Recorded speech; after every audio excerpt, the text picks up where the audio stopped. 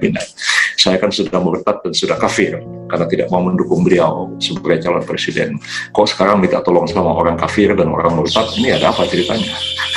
Jadi saya pun akhirnya sudah bicara agak sinis kita dan menjadikan partai kita ini sebagai alat untuk masuk ke DPR dan DPRD, tapi mereka menjalankan agenda mereka sendiri. Itu terjadi kepada banyak sekali aktivis-aktivis FPI yang bergabung ke kita, ya. Tapi kemudian ternyata belakangan melakukan pembusukan dari partai ke dalam sendiri.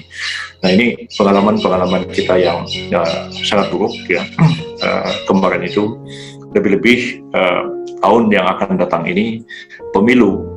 Mungkin ya kembali ya pemilu serentak lagi, pemilihan presiden, pemilihan DPR, dan akan terjadi terulang lagi seperti kemarin fokus orang kepada pemilihan presiden dan orang sangat sibuk mendukung presiden ini, bahkan saking getolnya mengkampanyekan calon presiden sampai lupa untuk mengkampanyekan Partai Bulan Bintang sendiri, dan itu terjadi internal kita dan bukan orang-orang yang sembarangan, termasuk pimpinan teras partai kita pun tiap hari kampanye Prabowo Sandi kemana-mana, menyuruh orang memilih Prabowo Sandi, lupa menyuruh orang untuk memilih PBB, dan itu yang terjadi, ya. Jadi saya juga kadang-kadang merasa sangat miris dan kecewa dengan hal-hal seperti ini, ya. Jadi banyak orang yang kadang-kadang kita ini kalau lagi kesusahan minta tolong kita, minta ini apa segala macam, begitu sudah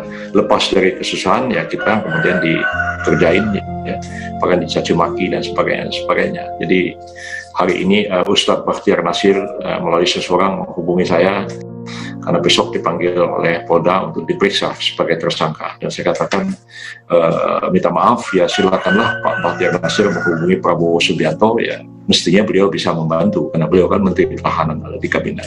Saya kan sudah murtad dan sudah kafir karena tidak mau mendukung beliau sebagai calon presiden. Kok sekarang minta tolong sama orang kafir dan orang murtad? Ini ada apa ceritanya?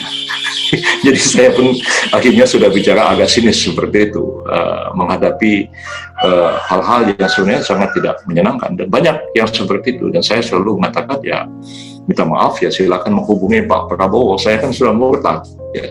Karena akibat dari pemilu kemarin itu jumlah orang Islam di Indonesia itu menurun drastis, ya, karena sekian banyak itu murtad dan kafir oleh Anda semua. Jadi kalau dilakukan pengecekan statistik, berarti orang Islam cuma tinggal separuh di Indonesia, lainnya itu sudah murtad dan sudah kafir semua, termasuk saya, gitu. Jadi hal-hal seperti ini sangat mengenaskan, ya, dan menjadi pengalaman sangat serius bagi kita, ya. Bagaimana kita berjuang waktu itu membela kasus Kampung Luar Batang, ya kan, kita habis-habisan fight menghadapi mereka, ya. Tapi ketika pemilu, ya kita bendera PBB pun mereka turunkan di sana. Jadi kadang-kadang hal-hal yang seperti ini sangat menyakitkan, dan itu terjadi dan pada kita, ya, orang masuk ke dalam partai dan kemudian hanya mau jadi calon dan kemudian punya agenda sendiri yang sama sekali berbeda dengan agenda kita. Politik yang seperti sekarang ini yang serba tidak menyenangkan, begitu, ya. Di manakah posisi kita?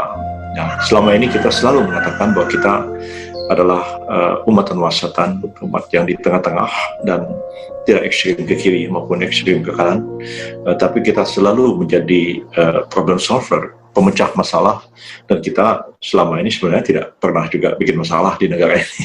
Begitu banyak masalah kita selesaikan tapi tidak kita